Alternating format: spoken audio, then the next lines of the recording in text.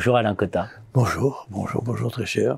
Alain Cotta, professeur émérite, si on peut dire, de l'Université Paris-Dauphine, surtout fondateur de l'Université Paris-Dauphine.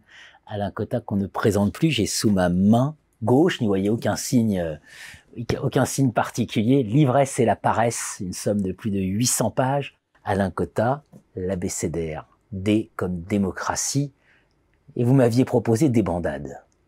Donc, qui dit démocratie, on reste français, n'est-ce pas? Donc, c'est très lié parce que c'est un peu particulier. Notre démocratie est un peu particulière. Hein. Je connais un peu, par proximité, l'Italie, aussi l'Angleterre ou l'Allemagne. La démocratie française, c'est vraiment liberté, égalité, fraternité. Hein. Bon, il faut être tous égaux, tous frères, et on sera libre. Bon, immédiatement, d'ailleurs, il y a un mot qu'on n'emploie plus beaucoup en France, hein. C'est fraternité. Hein. Bon, vous voyez des quantités de tentatives faites pour rapprocher les êtres, pour qu'ils soient plus sociaux, mais fraternité, plus personne n'ose dire au passant qui est dans la rue et que je vois, tiens, c'est mon frère. Non. Par contre, on continue à avoir égalité et liberté. Égalité, ça, il faut être français pour pouvoir croire, enfin, il faut être français. Le monde est inégalitaire, il le restera, il est fait pour ça, si j'ose dire, les êtres naissent inégaux, ils meurent inégaux, et il y en a même des imbéciles qui par l'héritage sont riches et inégaux, alors qu'ils étaient dans l'autre sens. Bref, reste la liberté. Alors, ça, la liberté, ça, on sent que ça reste intime à la démocratie, pas simplement en France, mais partout. Hein. La démocratie est un système politique, pour l'instant, largement national. C'est toujours les nations, hein, que vont devenir les nations.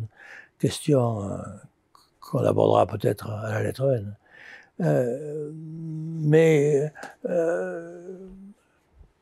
Question qui reste posée, la liberté étant quand même, dans toutes ces nations démocratiques, le fondement même de la démocratie est opposé à la dictature, c'est-à-dire au fait qu'un individu ou plusieurs individus puissent vous obliger, vous imposer.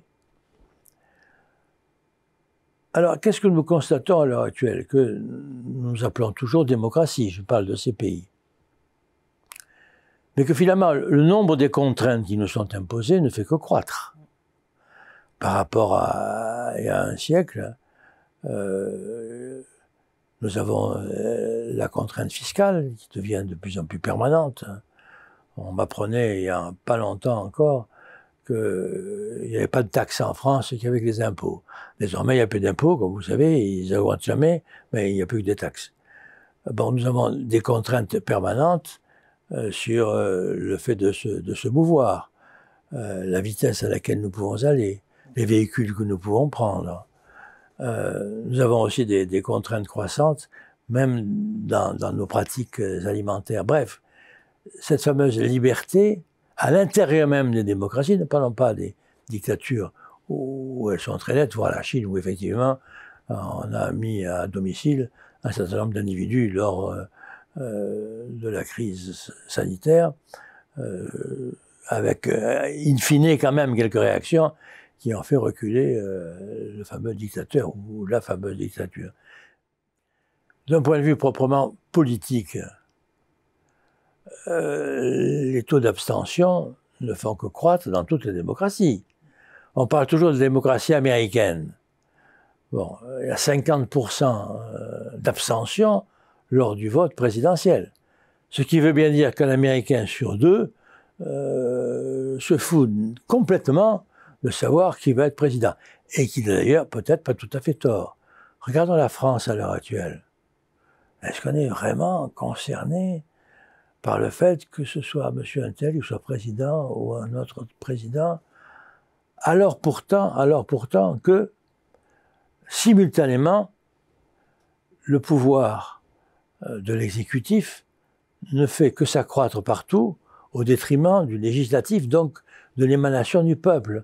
Donc nous avons une double décroissance, diminution de la liberté, une décroissance de la liberté qui vient de par les contraintes qui nous viennent de l'exécutif, qui d'ailleurs est obligé très souvent de les prendre, et puis au contraire, les contraintes qui nous viennent de l'extérieur, de la mondialisation, sur laquelle nous ne pouvons absolument rien.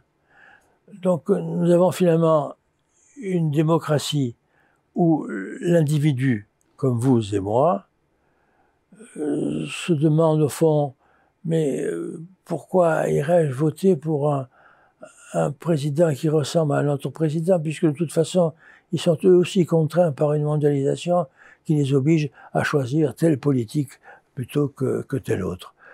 Donc notre liberté, à l'heure actuelle, n'est plus... Voilà, nous n'exerçons plus notre liberté par la voie politique.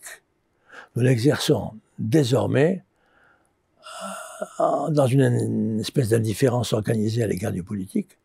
Nous l'organisons à l'intérieur de nos familles, de notre vie personnelle, des espaces de liberté qui nous restent, qui restent à chaque individu.